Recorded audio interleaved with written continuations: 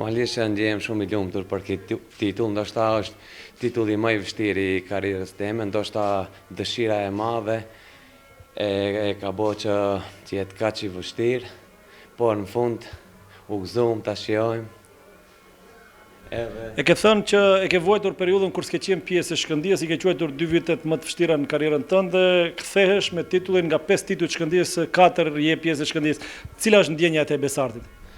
Po, si që thasht, nëse e kisha veçu ndonjë këto 2-3 vite që si ku më dhënë këtij klubi, do i kisha veçu që më ka ardhur me të vërtet keq, po futbolli i ka këto sfida, e rëndësishme që u ktheva edhe në fund u shpërbly me trofe.